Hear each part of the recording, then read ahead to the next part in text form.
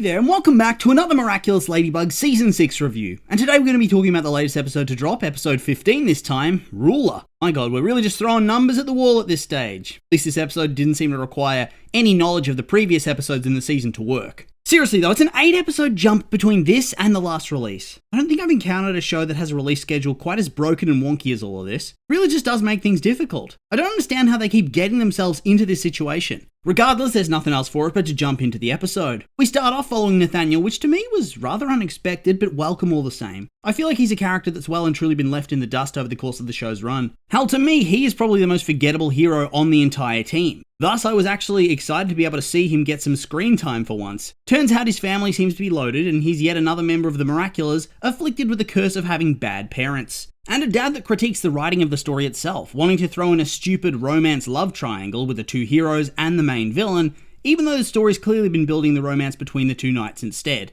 Also, not that it really matters, but it's far too distracting to not immediately mention. Does anybody else think that Nathaniel's dad looks like Titan from Megamind? Seriously, the hair is uncanny. Once I made this connection, I just couldn't take this man seriously, and I was just trying to focus and not think about the ridiculous similarities whilst he was on screen. Anyway, it seems clear this guy is not a font of good ideas for the comic book. In fact, everything he suggests is very basic, contrived, and done to death. Nathaniel ends up coming away from this conversation feeling pretty bad about himself. Honestly, how hard is it to be supportive? At the same time, it looks like the storyline is a bit of a double act. On the surface, it's about disapproving of comic books and the desire for your child to be serious about their schoolwork and future. But it's also very clearly going to be an analogue for homophobia and coming to terms with and accepting your child's sexuality. Whether the parents are oblivious idiots or insidious homophobes remains to be seen, but I think we all know which one it is. Meanwhile, Mark is showing his parents his script for the final edition of the comic. They pretty much tell him it's the best thing that he's ever written and that they can't wait for it to be drawn. Then they all cuddle on the couch. This is cute.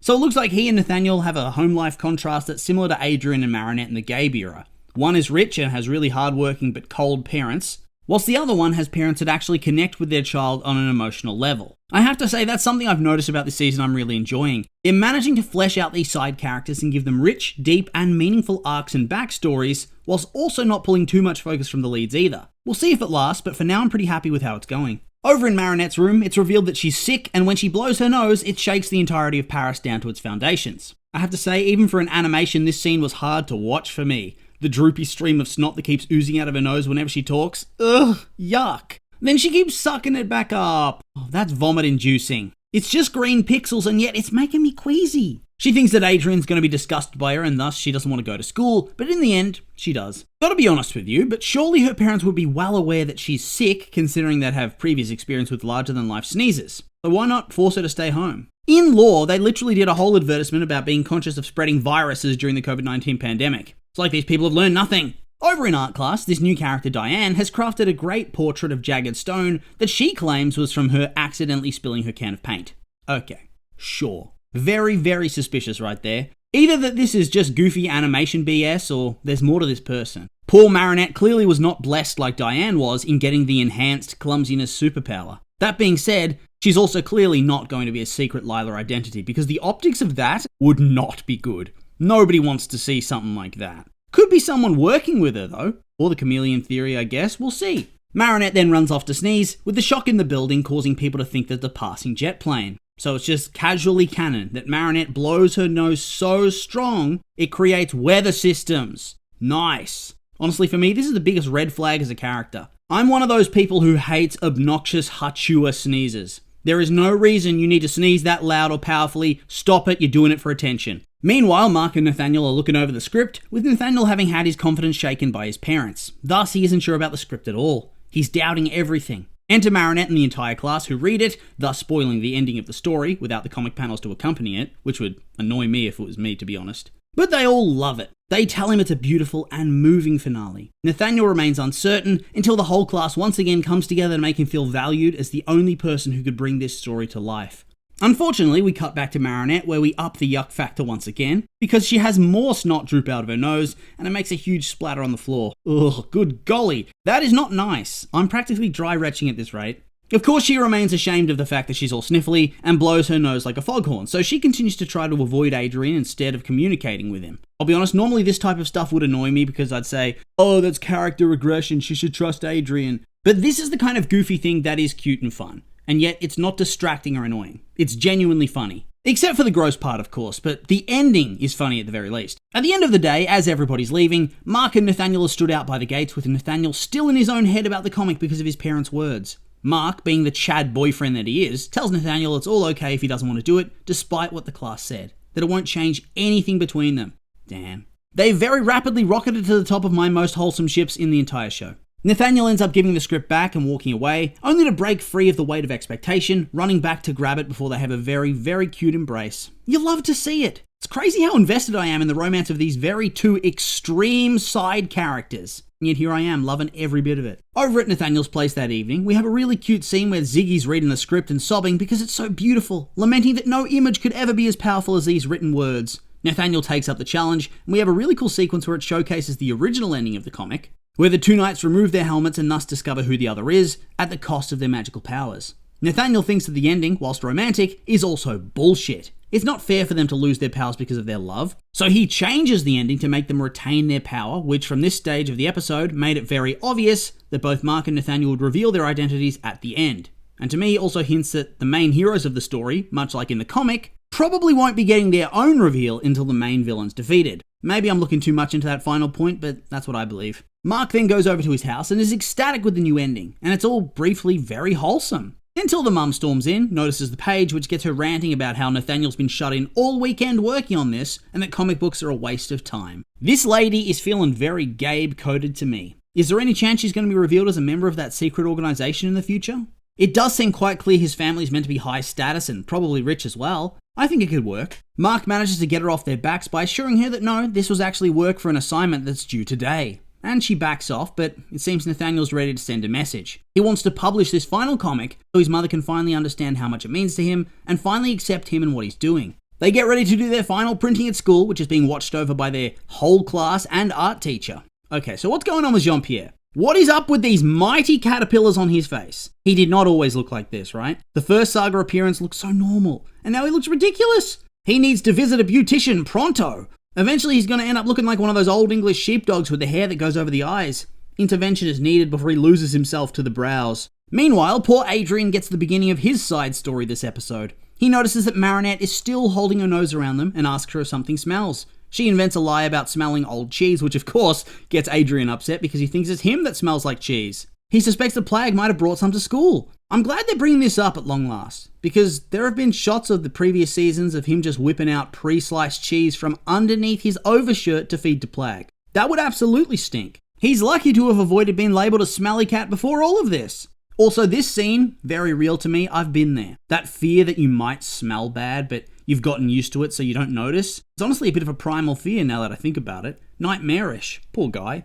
Meanwhile, Marinette takes the proofs from the final comic book and asks if she can keep them, along with the signatures from both of the guys. I will say this was very wholesome. Nobody's going to convince me to hate Marinette. She's not perfect, but she's a better friend than most. So the episode builds you up to have that high, with the wholesomeness from the class supporting the pair's comic book, and Marinette getting them to autograph her new memento, alongside the comedy of Adrian's cheese odor side plot. It gets you in a nice and happy mood, only to tear it all down in the very next scene. Well done.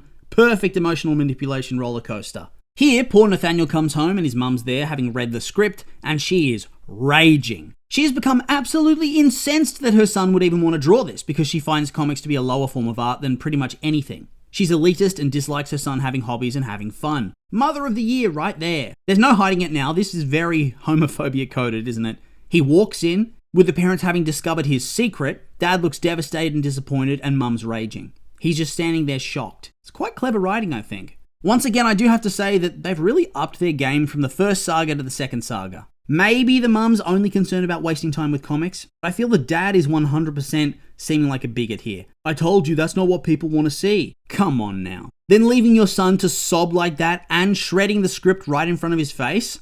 This is ice cold. Who would do that sort of thing? It just feels so deeply heartless. Exactly the same type of shit Gabe would pull. Of course, all of this shaming for his parents, as well as the threat that he wouldn't be allowed to see Mark again, which is a worst case scenario, like when Adrian got taken to London and away from Marinette, aka the nuclear option. All of that causes him to sprint back to school before closing, and despite the urging of Ziggy, he transforms and uses his power to create a shredder, which he then uses to destroy all the copies of the final edition of the comic. Man, makes you want to cry. How much paper was just wasted because these losers decided they were going to casually traumatize their child? All those trees that died for homophobia. Disgraceful. Even after all of this, surely this shatters the trust, right? You can't apologize away all the trauma just like that. He then realizes, oh shit, Marinette still has the proofs and I need those destroyed as well. But when he goes over there, like a true friend, she's able to make him realize that whilst he may not want them around right now, one day he might regret that choice. So it's for the best to have the backups just in case. Clever. Because imagine if after all of that at the end of the episode and they changed their mind,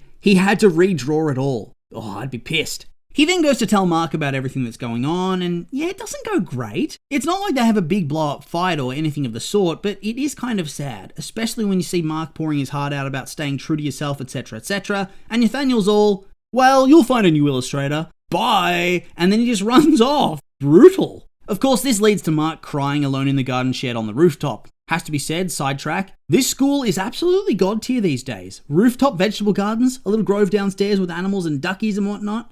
What a come up Paris has had now they got rid of Andre and Miss Boustier's the mayor. Imagine being the mayor before the mayor that brought about the golden age of the city. That would have to sting. Be humiliated, but it's what he deserves. Marinette then consoles Mark, and I have to say she's doing some really heavy lifting this episode despite being sick. That's another thing that's great about this season. We aren't just getting episode after episode with Marinette either being mad or awkward about a situation and being validated or learning a lesson. We're finally getting evidence and proof of why she's the main character and why all her friends love her so much. This was obvious in the first few seasons, but it did get lost along the way in the storytelling. But now that's matured too, and we can bring it all back. It's just great, and it's really helping me remember what a great character and person she actually is.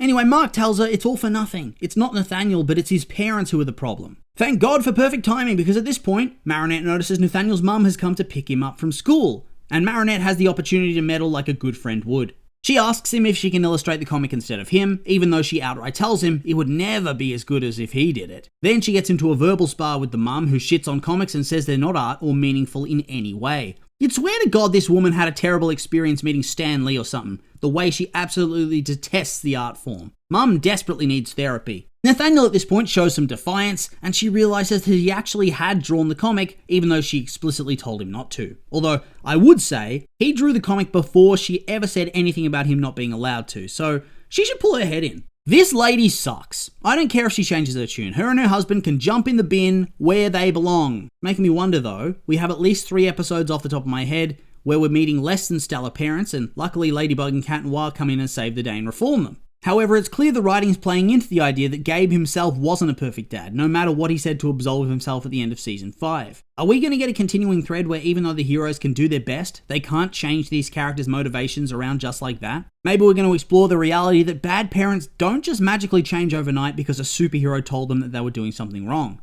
Even Gabe would have moments of clarity where he'd bond with Adrian, but then he was right back to being a piece of shit. He could definitely add to the whole Monarch/Gabe reveal storyline, but maybe that's too much, too complex, even if the writing has been super good. The mum then grabs Nathaniel and storms off, dragging him along. I gotta say, at what point are these teenagers gonna have a growth spurt? Pretty much all of them are far smaller than all of the adult characters, and to me that's a little ludicrous. They're 15, not 5. Mum then gets akumatized and turned into the ruler, whose earrings, which hold the akuma, are underneath a helmet, which I thought was a very clever thing to do. Also, who chooses the costume again? Is it the person? Is it Hawkmoth? If it's the mum, the absolute nerve of her to use a knight's armor in this context. This woman has no shame. The homophobia vibes continue when she accuses Mark of making her son like this, much like arsehole parents would blame a boyfriend/girlfriend/partner when their child comes out to them. Poor old Mark gets stamped and brainwashed, and Ladybug has to hold off Ruler, whilst Nathaniel runs away to become Capra Kid. Before he transforms, he tells Ziggy that he's done hiding, and then he quite literally comes out of the closet. My God, they're laying it on so thick. And that's not a bad thing, by the way, but I saw a lot of people talking about how the themes were subtle, which made me think,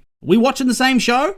How far has media literacy fallen? By the way, second saga Capra Kid costume is so good. He's gone from the worst costume contender to one of the best. His intro to the battle is certainly interesting though. For his weapons, he summons using his power some markers? Interesting. Not really sure how he thinks those are going to take her out, but it's the thought that counts. The battle goes on and they realise that they're going to have to smash through her armor to win. Good thing Cat Noir's behind her and he can sneak attack her with a catacomb. Oh, no, he's going to announce himself, then fall into a trap of destroying the shield and getting mind controlled himself. Ooh, cool. Nice. This is very nostalgic. Reminds me of the season's 3 to 4 Dark Ages where he'd arrive, get wrecked, and the other heroes would have to step in. Oh well, it was going to be 3 against 1 with no minions, unlike the fight with the bull guy, so it probably was necessary to get him out of the way. What I did find to be really unique though, is that Ladybug also gets mind controlled not long after this, and it's Capra Kid, the side hero, who gets the win all by himself, taking the distraction to steal the sword, mind control his mum, have her remove her helmet and destroy the earrings, whilst also quite hilariously getting Ladybug to do the Miraculous Ladybug move while still under mind control. That probably made me laugh harder than it should have. Deakumatize, reverse everything, you know how it goes. We have a funny little scene after this where Marinette's chilling on her balcony and Adrian appears having doused himself in 3 bottles of perfume to try to dull the cheese smell after she's avoided him for days at a time. Damn, he's so innocent. He could have just asked Natalie if he smells like cheese, but instead, he decided to Chernobyl himself. This of course forces Marinette to reveal that she's clearly some sort of metahuman, like a mutant from Marvel. She blows her nose so hard it shakes the city once again, but also blows Adrian backwards hard enough for him to do a somersault and gives him crazy hair.